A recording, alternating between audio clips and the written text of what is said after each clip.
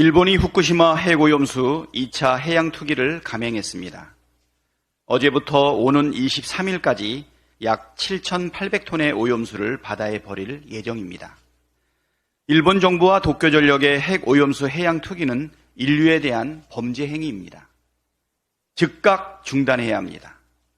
우리 정부에도 촉구합니다. 절대 다수의 국민이 반대하는데 오히려 국민이 낸 세금을 들여 핵오염수 안전성 홍보를 위해 나서는 정부는 어느 나라 정부입니까?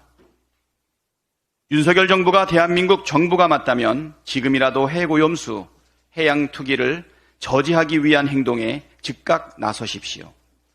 국민의 뜻을 외면하는 정부는 반드시 국민으로부터 버림받는다는 교훈을 외면하지 마십시오.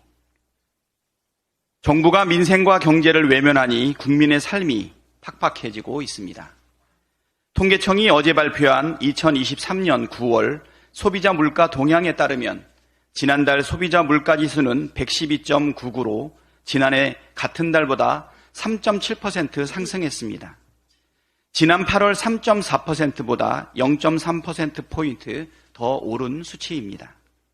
생활에 필수적인 전기, 가스, 수도요금은 19.1% 상승했는데 올 겨울 어떻게 보낼지 벌써부터 걱정입니다.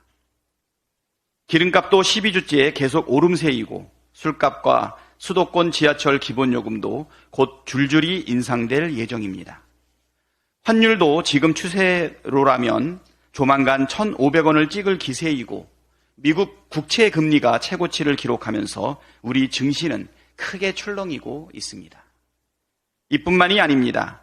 고금리 상황이 계속되면서 올해 2분기에만 자영업자 대출 잔액과 연체액이 각각 9조 원, 1조 원 이상 더 늘어 역대 최대 규모를 기록했습니다.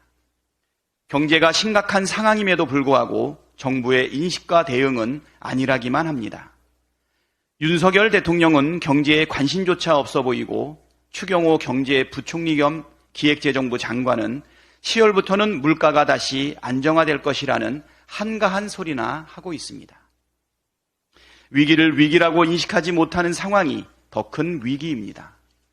윤석열 정부와 집권여당이 해야 할 일은 정적 제거와 정치 탄압이 아니라 민생 경제 위기 극복을 위한 총력 대응이라는 점을 다시 한번 촉구합니다. 투표해야 이기고 투표를 하면 이깁니다. 오늘과 내일은 강서구청장 보궐선거 사전투표일입니다. 이번 선거는 단순히 구청장 한 명 뽑는 선거가 아니라 윤석열 정권의 폭정을 심판하는 중요한 선거입니다.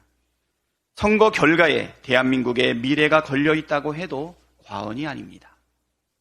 윤석열 정권 출범 이후 지난 2년간 대한민국은 태행에 태행을 거듭해 왔습니다.